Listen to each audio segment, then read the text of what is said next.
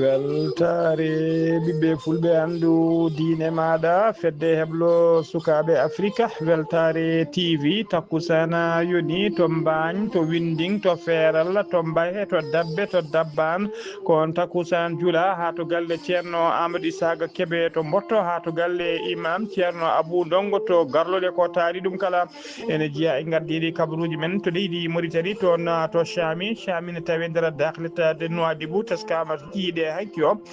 ko ouvrier ji wonnoɓe gollade jamdi wotiri ko ɗum fetti waɗi yimɓe ɗiɗo wasɓe hen pittali men to leydi sénégal suudu saɗeju ndu leydi sénégal ndu taƴi commission ngaji mabɓe commission hen kala heeɓi hoorejo mum ha joni to leydi sénégal Barthélémy Dias maire mo Dakar tawi kadi ko gonnoɗo tedde liste coalition men gonnoɗo sarɗiyanke kay sarɗiyeji suudu sarɗiji ɓe ndiyumo haalaɓe kay e sarɗiyankagal to leydi Mali commune mo Fatouma tawateɗo e nder région de Mopti ene tawe sunare mawde no fewi jaltugol aduna walla mbiyana wargo gonnoɗo chef de village woni gardinoɗo wuuro ngo tawi kadi ko maire par intérim ko sebbitiɓe jooɓi fittani makko to leydi Burkina Faso capitaine Ibrahima Traoré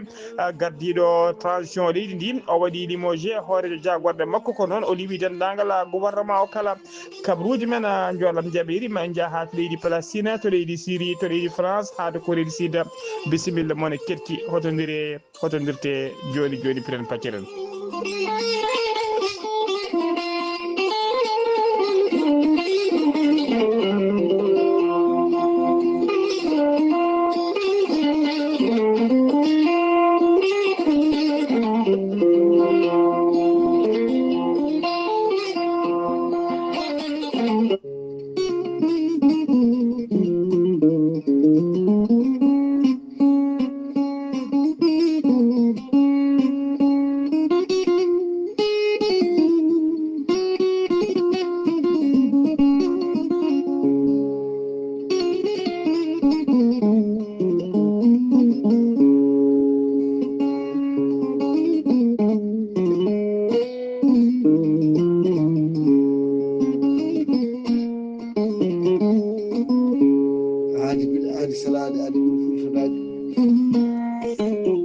salade aadi ɓuuri firtude aadi ceerno Amadou Tidiane Diallo gorko mo melga wuuro jinneji wi ko firtata aadi mo adodire jani weltare ɓiɓɓe fulɓe andu diine maɗa weltare TV ceerno Amadou Tidiane Diallo gorko mo melga wuuro jinneji ko gandu bindi laaɓaɗo leɗɗe jaadido ɓalwale danwal kala ceerno Amadou Tidiane Diallo gorko mo melga wuuro jinneji ne safra rafiji kewɗi ɗe jiida ciro omo safra wonduɓe e koyɗe musoje ɓalli musoji ɓalli ƴakkoji e koyɗe ceeceje musoje kala ceerno Amadou Tidiane Diallo gorko mo melga wuuro jinneji ne safra ɓe ronkoɓe sowade rewɓe dartoraɓe wonduɓe e kista fibrome doggam sit kala ceerno Amadou Tidiane Diallo ne yawrana ɓen usraɓe goɗago yawɓe yitade koye men e jippiɓe leysi kala ceerno Amadou Tidiane Diallo safra ɓen wonduɓe e prostate ceerno Amadou Tidiane Diallo dendagal rafi mbawɗa wondude so tawi oɗon maldana balɗe tati a wiyata alhamdulillahi rabbil alamina ceerno Amadou Tidiane Diallo gorko mo melga wuuro jinneji nde tawi oɗo saaha joni to Paris lamorgo leydi France kala jiɗɗo jokkodirde ceerno Amadou Tidiane Diallo mbatta ko 00 336 04 04 106 27 ceerno Amadou Tidiane Diallo base mum ne tawe to Dakar en tawi ɗo miñi kono wiye ceerno Abdoulaye Diallo mbatta ko 77 714 94 15 ceerno Amadou Tidiane Diallo gam hoybitade tawateɓe lappol palol dande maayo ɓe Mauritanie e Sénégal base makko ne tawe to Dagara Mauritanie ha to Rosso Mauritanie kala ene tawe ɗon sehil makko ɓi nene makko wiye ceerno Amadou Dia gorko mo leeraɓe numéro mum téléphone mbatta ko 77 537 79 28 ceerno Amadou Tidiane Diallo gorko mo melga wuuro jinneji base makko to Nouakchott legal 6e hakkude robin 4 e robin 5 ene golla ha no hannirta ni ene tawe ɗon ɓiyi ko noon kala jiɗɗo jokkodirde e mum toon to Nouakchott mbatta ko 46 94 21 91 walla mbaɗa 41 05 13 85 ceerno Amadou Tidiane Diallo gorko mo melga wuuro jinneji ko labɗo reedu ko malaɗo woni omo yarani ɓen weddaɓe korteɓe dabruji wadduɓe dabruji omo yaɗon kadi ɓeɓe arsigaji men kippi e ƴeewɓe kayitaji kala ceerno Amadou Tidiane Diallo gorko mo melga wuuro jinneji kollaɗo reedu kommalaɗo woni mbadden dando faade makko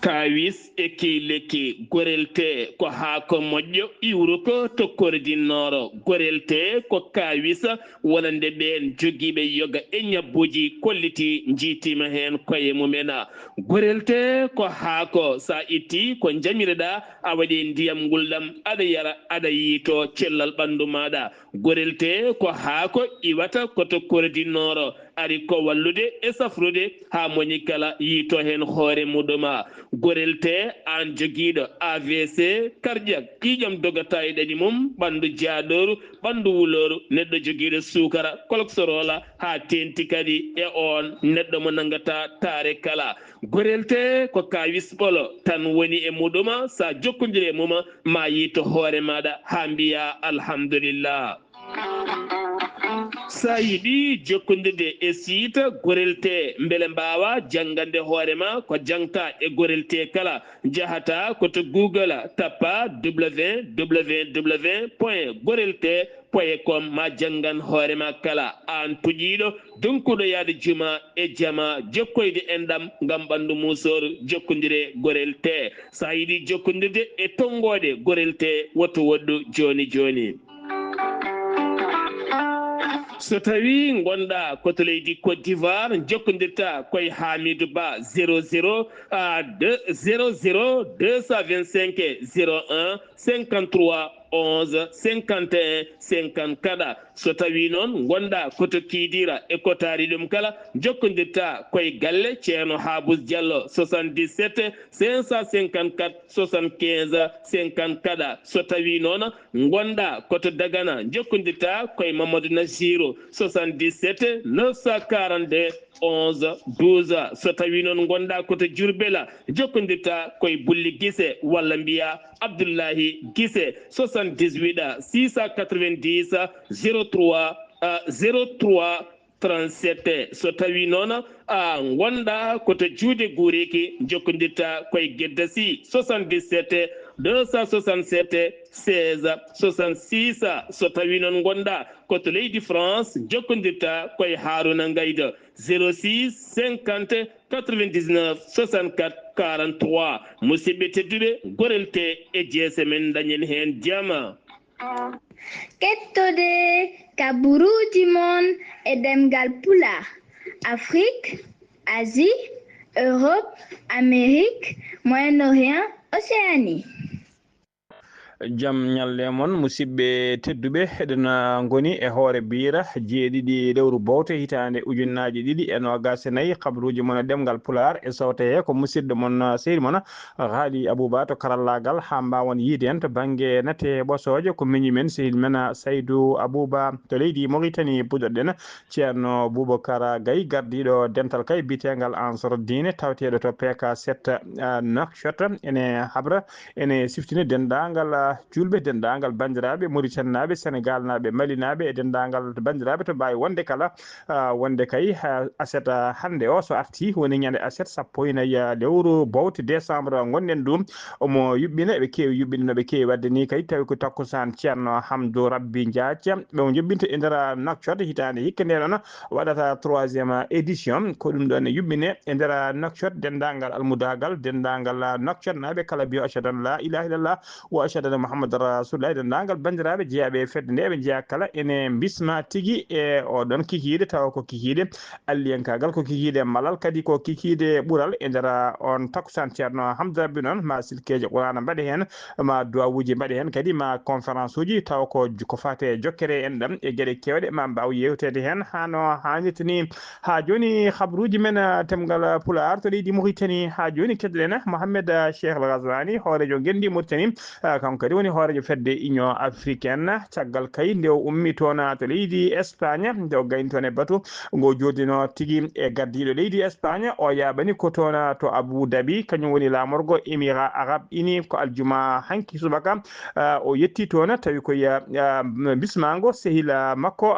nando makko hono Altesse Cheikh Mohammed Ben Zayed Al Nahyan kañum woni hoorejo Émirats Arabes Unis nayimo to noon ko tawtoriyede manditare wattore duuɓi 53 lawol ko Émirats Arabes Unis hemno kay jeytari hoore mum jaɓɓimo to noon tawini ari jaɓɓademo to bowallade diwoje ngala Abu Dhabi o tawini ari jaɓɓademo toon hono Abdallahi Ben Awad noyin min kañuma woni jaagogal kalfinalgal ko fate ñawoje mo leydi Émirats Arabes Unis hondude biteɗo Ahmed Chamin Hamad Al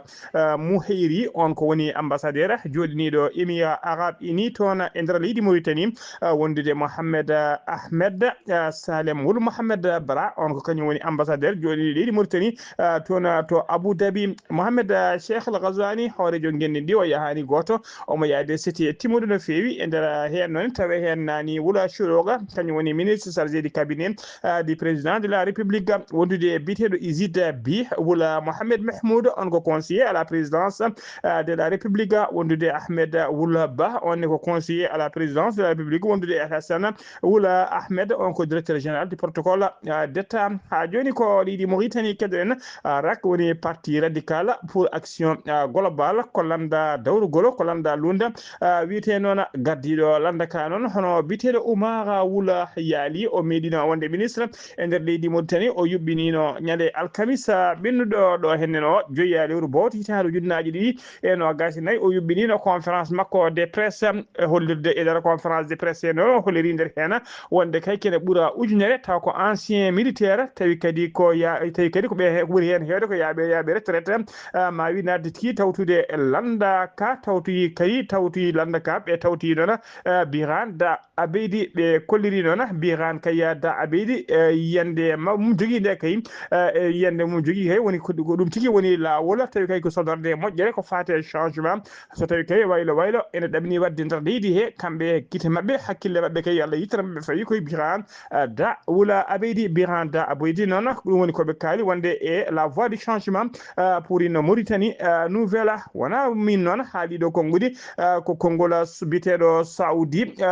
Saoudi Wula Jeddah goto e mawɓe taw ko catala ira ko ancien officier de l'armée o ari noon kadi o ari toon noon o ardi toon noon sehilaɓe makko hewɓe no fewi tawa kadi ko wonnoɓe militaire uji guila officier ji ha e sous officier ji wondude soldat ji kala tawa ko yaaɓe retraite tawi kadi koɓe tafɓe kay fedde mabɓe ɓen noon taw ko fedde ancien militaire uji tafɓe fedde mumen ndena fedde noon hollirde kay wonde ɓe beltaki haydara e régime ardiɓe leydi ndi taw guiɗo ɗiɗo duuɓi cagɗiɗo duuɓi kitali kala o holliri noon ndeɗo fedde kay tawi ko ancien militaire uji hen kene kewana temedde ɗiɗi e capantati ko riwaɓe tawi koye koniyankagal tawi kadi ko dow toñanggue dow injustice e dow ŋañalla ko ɗum woni ko diwirno e golle mumen o holliri noon kanko noon e fedde makko nde kala ɓe kolliri ɓe naati tigui e ngal ɗo catala bitegal ragga walla mbiyana e oɗo tigui kaɗo landa wiyete ka ragga ha joni ko leydi Mauritanie keɗen kono no mbiruɗen gardiɗi kabaruji men Chami ko wuuro tawetengo e nder Dakhlet Nouadhibou ko musiba musɗo waɗi toon aljuma hanki jeegoma lewru bowto hitande ujunnaje ɗiɗi e no gasnayi ko sagataɓe ɗiɗo ouvrier ji tawi ko soudruji wonnoɓe tigui e manipulde gollade tigui jamdi gotiri ɗon noon toɓe golloto ko ɗon tigui jamdi ndi fetti ronkama heɓede hen noon ko laaɓi woni hen wiyoɓe tigui wonde ko crique walla wiyoɓe kadi ala ko cardan auto ɓe gonno walla wiyoɓe ko pono ko wawi wonde fof kam ko hollirama ko ɓuuri tengtude ko jamdi kay ɓe manipulanno e taw ko pawno ko dow ko cardan auto ɓe pawno dow jamdi wotiri eɓe tappa ko ɗon tigui jamdi ndi fetti fettago ottago manggo no fewi no annama bombo ni kamɓe noon kanko soudeur o e kanko soudeur o noon kanko soudeur o noon mbiyane e apprenti makko hen ɓe mbasi pittali mabɓe ko hen ɓe mbasi pittali mabɓe noon hunde kadi e galle walla hunde e nokku tawi koto atelier wonno hollama tigui dajjitima hen yimɓe Chami noon hewɓe kay kolliri wonde ottago nawel fiyande nde nanama tigui to ɓuuri woɗɗude e nder Chami kanko jaltuɗo aduna noon woni suudero noon ko ɗal haynajo omo wiyetino tigi Moussa ko ɓi boy ɗal haya eɗen mbiya tan nde Allah yurmotomo yaafoɓe kamɓe dendagal mayɓe julɓe kala allahumma amina siftinde on noon e siftinde on kay wonde kay siftinde on kay hono ɗum ɗo kadi waɗino e nder tigi waɗino e nder dépôt goto tawi ko dépôt to jamɗe ɓe mbiyata feraya hewno rindinede kayne PC kala saaha koye ɗon nokkune toon to Nouadhibou ɗum wonno koye mois de août toon ne waɗino yimɓe hewɓe basibde pittali mumen e hewɓe kadi mbarmino hen tawi ko malinaɓe foof ko mallinaɓe gollotanoɓe e nder oɗon dépôt ha joni ko leydi Mauritanie keddoɗen ñande talata tati lewru bowte gonɗen nu sagata sanga 3h jamma woni 3h du matin ko sagata gorko goto ngayli e ɓaɗal kay o naati e nder galle goto toon Toroso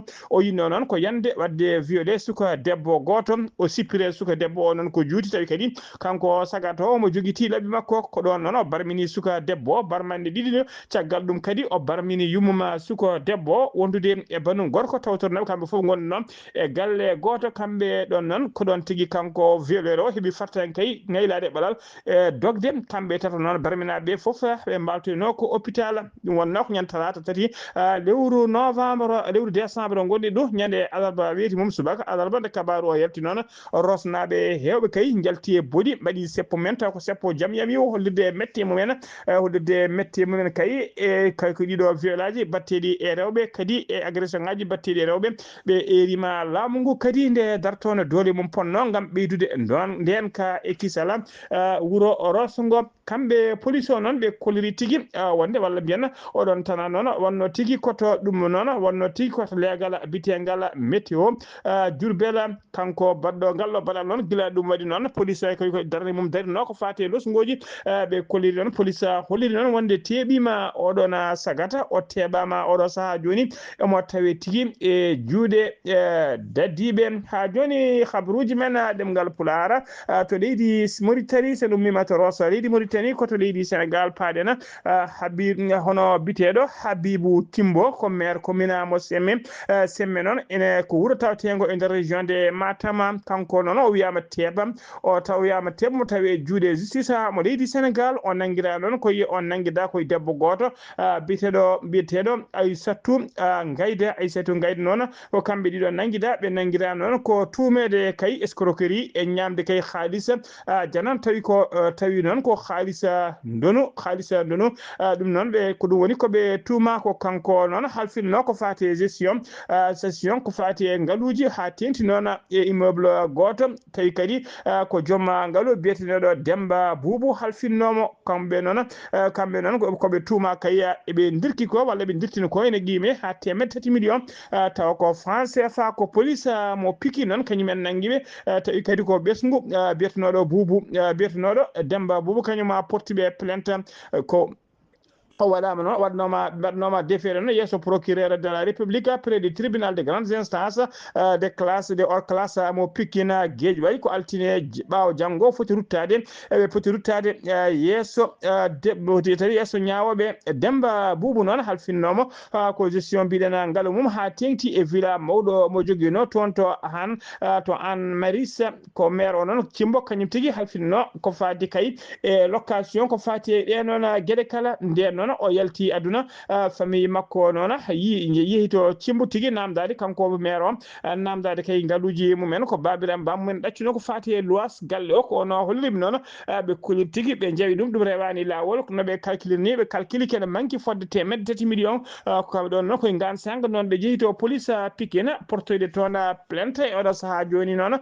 ko ɗum woɗi tigui ko ɓiili maire mo Semme e juuɗe justice mo leydi Sénégal ha joni habaruji men ɗemgal Pulaar to leydi Sénégal keddoɗen ha joni suudu sarɗeji woni assemblée nationale de leydi Sénégal ɓe taaƴi 14 commission tawi ko tambotoɓe e suudu ndu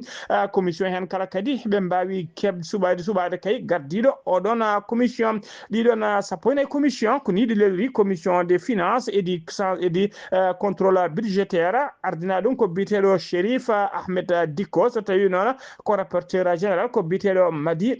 Madi Damfaka ha so tawi ko commission des affaires économiques hoorejo mum ko biteɗo Abdou Karim Sala so tawi ko commission tataɓo ko commission d'aménagement du territoire de l'urbanisme de l'habitat et des infrastructures et des transports ko bi hoorejo mum ko biteɗo Oumar Sy so tawi ko commission du développement rural so mbiya ɗum tubaka yi ardina ɗum ko biteɗo Ibrahima Mbocco so tawi ko commission du développement rural et de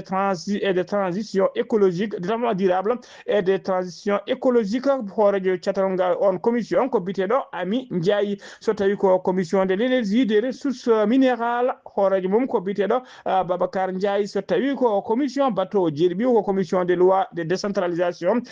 du travail des droits humains hoorejo mum ko biteɗo Abdoulaye Tall so tawi ko commission des affaires étrangères et des Sénégalais de l'extérieur hoorejo oɗon commission ko biteɗo Fatou Diop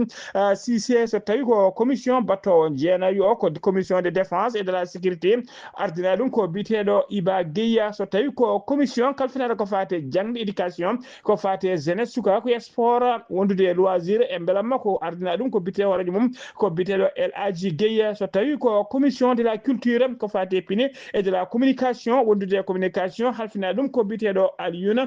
Sène so tawi ko commission battowo sappo e ɗiɗi ko commission de la santé et de la population des affaires sociales et de la solidarité nationale ardi ɗum ko biteɗo Khady Sarr so tawi ko commission battowo sappo e tati ko commission de comptabilité et de contrôle ardina ɗum ko biteɗo Abdoulaye Sow so tawi ko sappo e nayyi commission saket commission de délégation on ardina ɗum ko biteɗo Alioune Ndawo ko ɗiɗo sappo e nayyi commission ɓe taƴi sappo commission kala wodima ɓe gardin ɗum ha joni ko leydi Sénégal keɗoɗen Barthélémy Dias kañum woni maire mo Dakar ko sarɗiyanke gonnoɗo kadi tedde liste coalition Samsakadou rewi ɓe o riwama noon ha laaɓi kay e sarɗiyankagal o natti kay wonde sarɗiyanke oɗo saaha joni suudu sarɗiyeji ndi noon suudu sarɗiyeji ɗum ɓe mbaɗimo tigui radie woni ɓe ndiwmo ha laaɓi ko bureau du parlement noon kañumen voti kay yo riwe e sarɗiyankagal tawi koye yamirore ministre de la justice jagogal kafinagal ko fate ñawoje kanko Barthélémy Dias noon o juude makko tigui ene tuuma tigui o junggo makko kay wonde tigui ko woni condamnation omo tawi tigui waɗimo sabede ɗum noon ko cewede kay wonde omo jogui ko wiyete condamnation judiciaire taw ko ɓoyɗo habaru o noon ɓayini ɗum ko El Hadji Malick Ndiaye hoorejo suudu sarɗiyeji kesonde leydi Sénégal ha joni ko leydi Sénégal keɗoɗen jeen ha to Koumpentoum subaka aljuma hanki sanga juulala salatu sabugo 5h40 ko accident musɗo waɗi e dow route nationale numéro 1 tawi kadi ko yaltirde wuuro Koumpentoum ene tawe nder région de Tambacounda ko otoji ɗiɗi perɓodiri waɗi tigui yimɓe ɗiɗo wasɓe hen pittali men chauffeur e apprenti mum taw ko apprenti suka tokoso mo duuɓi sappo e tati kañumen mbasi hen pittali men waɗi kadi barmuɓe hen tato woɗɓe ene tawe kaye ene tampi sanne ɓen tampi sanne noon Allah accident o noon musde hulɓinade teskama tigui chauffeur o e apprenti wasɓe hen pittali men ɓe boloki tigui ko nder auto o ɓe donkira kay ko yaltinede ma sapeur pompier en gaari ɓe dajjiti auto o kay ɓe ɗakkiti ɗum nde ɓe mbawi yaltinde goskiji ɗi e nder oɗon auto barmuɓe foof noon nawama to cuuɗi cafriɗi ha joni habaruji men ɗemgal Pulaar sen ummima to leydi Sénégal koto leydi Mali paadena commune Fatoma tawateɗo e nder région de Mopti ene tawe sunare mawde no fewi sabu kay wasdeɓe joom wuuro mabɓe biyetenoɗo Hammady Sidibé noon ko kanko kadi wonno maire par intérim commune ko kabaru noon ko tawama noon ko baraɗo o wara tigui ko sara bamule walla mbiyen sara guenale wuuro wiyetego Fatoma tawi kadi ko sagataɓe joguitiɓe walla seɓɓitiɓe ɓe tawa kadi ko jeeyaɓe cetala bitegal groupe de soutien à l'islam et aux musulmans ko kañumen jooɓi fittade mabɓe koko biftanoɗo noon kanko oɗo saaha kala kene wona lewru tawi kadi mo biftano e notable uji tati tawi ko wuuro ngo guila kene wona lewru joni koɓe biftanoɓe ko caggal noon kanko noon nde o adda tigui ha sara bamule wuuro ɗe walla nde o wara o adda ha sara bamule wuuro ɗe ko ɗon tigui woni to ɗacca oɗo saha joni ko sunare mawde tawate toon ha joni ko leydi Mali keɗoɗen croix rouge mo waɗi erago tawi ko erago e heñorago woni tigui wuulago jamma no pulaar heewide noon wuulago jamma ɗaldetake e goto ɓe koliri tigui kamɓe croix rouge mo leydi Mali e hitande 2025 nde eɓe cohli ko ɓuuri yawde yaccade kay million ngaji milliard uji 5 tawi fawi temedde jeegom million woni 5 milliards 600 millions francs CFA koɓe cohli kay taw koye mbaɗi kay ñama tawi koye mbaɗi kay gam kay jam ñawdude crise humanitaire tawateɗo e nder leydi Mali ɓe kolliɗon ɗum noon koye nder hitande 2025 darto nde e nder milliard uji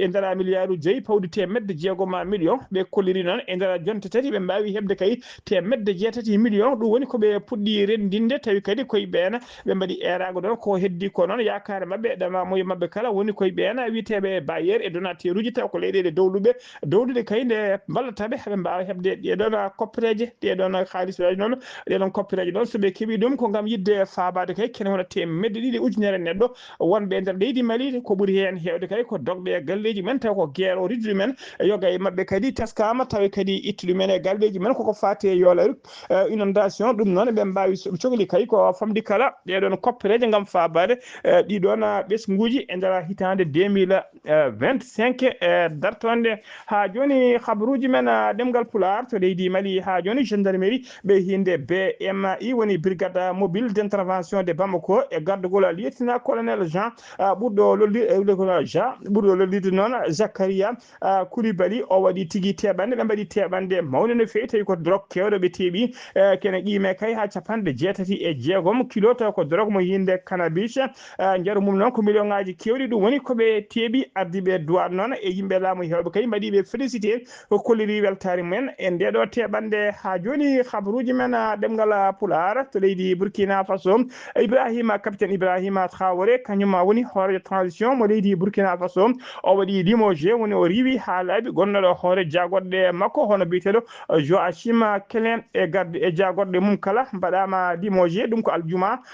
hanki o kanko capitaine Ibrahima Traoré noon sifti noon koye lewru septembre 2022 o wanno coup d'état ore jappere laamu o suuɓi guila nde noon suuɓi ko oɗo biyeteɗo Joachim Kalen yaade duuɓi capanɗe jeegom e nayyi o ardini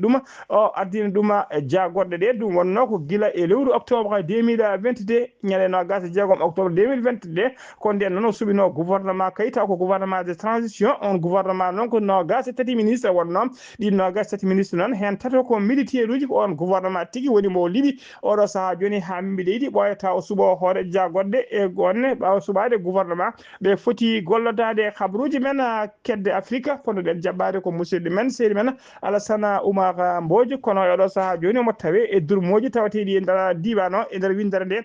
kala taw ko mabɓoji musdine fewi ɗen ñaago tan nde Allah rokkata ko jaam hokkamo kisala habaruji men jolam jaberi koto leydi Palestine pudorɗen e Hamas Palestine naɓe ɓe yini vidéo on vidéo noon vidéo o ko juutedi muɗum ko 3 minutes e fayi capanɗe tati hojom eɓe kollire noon e nder vidéo he sagata gorko goto Israël najo moɓe nanguno kay guel ñande 7 octobre nde ɓe mbanno fiyande mabɓe kay e nder leydi Israël haaɓe nanguino otage uji kewɗi e nder oɗo vidéo eɓe kolliri hen otage goto on sagata noon ko sagata gorko mo haala ɗemgal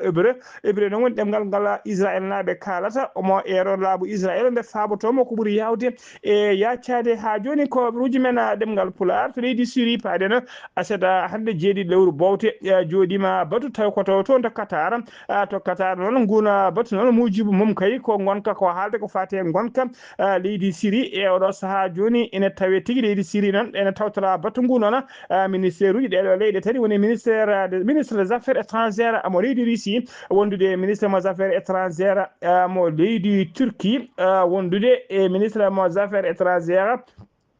wondude ministre des affaires étrangères mo leydi Turquie kamɓe ɗon telmayi tawtorede nguɗana batu ngu noon ko balɗe ɗiɗi ko aseta hande aleta e ministre affaires étrangères mo leydi Iran ko le batu ngu noon mbiɗen ko balɗe ɗiɗi ko ñalawma aseta hande o e aleta janggo e oɗo saaha noon pelle cebbitiɗe koko ndentini doole mumen kay ɓe mbaɗi coalition kamɓene on coalition ɓe indi ɗum tigui HTS woni tigui Hayat Tahrir al Saham on coalition noon e oɗo saaha joni ko joguiɓe doole mawɗe no no feewi ɓeɗe kepti gure kewɗe taw ko gure mawɗe ko wayno Hama e ko wayno Alep kala ɓe tiiti ɗum e oɗo ñalawma hannde mo kalten ɓe kolliri tigui wonde ɓe mbaɗi encerclé wuro Damas lamorgo leydi ndi kanko noon gardiɗo coalition noon ceerno mawɗo Robert no omo holliri tigui wonde kayi ko o woni eran kayi o walla haalande makko ndiyana haalande noon ko wiide kayi Robert en ɓe yo gandu Damas ne faadi ɗumen hande koɓe palɓe kayi oɗo saaha joni heptude Damas aseɗa hande o noon Robert en ɓe kolliri wonde ɓe mbaɗi encerclé wuuro ngo kala inde makko noon kanko gardiɗo Robert en taw ko inde makko de guerre o wiyete ko Abou Mohamed Al Jolani ɓe kolliri e ɓena oɗo ñalawma hande mo kalten ɗon wattu mo kalten ɓeɗa mbaɗi encerclé wuuro Damas woni lamorgo ngo soɓe tetti lamorgo ngo noon ene wayno kay laamu Bashar al-Assad soɗi ha laaɓi koto leydi France paɗen Emmanuel Macron kañum woni hoorejo gendi France o holliri tigui wonde kay o holliri kay wonde ma o joƴƴina aseɗa hande o walla o joƴƴina aseɗa hande on Donald Trump hoorejo kesso dowlaji tentuɗi Amérique mo suwata o ƴettude jappere laamu ma o joddo kay ma waɗ feere foof ha joddo e on biteɗo Vladimir Zelensky gardiɗo leydi Ukraine ndina leydi Ukraine noon e oɗo saaha joni wonɓe kaya mbeya guila kay leydi Russie woni wadde toon guerre taw ko guerre musu no feewi kanko hoorejo leydi noon hoorejo leydi France o holliri tigui oɗo saaha kay sanga 17h30 tawa tigui woni ko 17h30 waktu français e ngan sanga Fouta ne woni 16h30 mumma ɓe wawi jejjinde kay Donald Trump wondude e Vladimir Poutine ɓe mbawa kay yewtide taw kadi ko ɗum ɗo woni jonde mabɓe arwanide tugui kay ko Donald Trump heeɓi polgu kay gam artude e jappere laamu kay ko nde ɗo woni jonde arwanide koɓe joddo yidde mabɓe noon ko beele kay guerre ene darto ha laaɓa hakkude Corée hakkude leydi Ukraine kañuma e leydi Russie ha joni habaruji men ɗemgal Pulaar koto Corée du Nord paɗen hoorejo Corée du Nord hoorejo Corée du Sud plutôt ko Corée du Sud paɗen hoorejo Corée du Sud noon ko Allah dandi ɗum e oɗo saaha kay e waɗede tigui motion de censure woni laamum libéré ha laaɓa saabu sarɗiji ɗi kay koko jinno joɗo koko joɗino jonde men ko ƴettino peeje kay joɗade jonde toon to suudu sarɗiji gam waddemo motion de censure hollirde kay wonde ɓe ittimo ha laaɓi ko Allah faabimo noon e ittede kay hono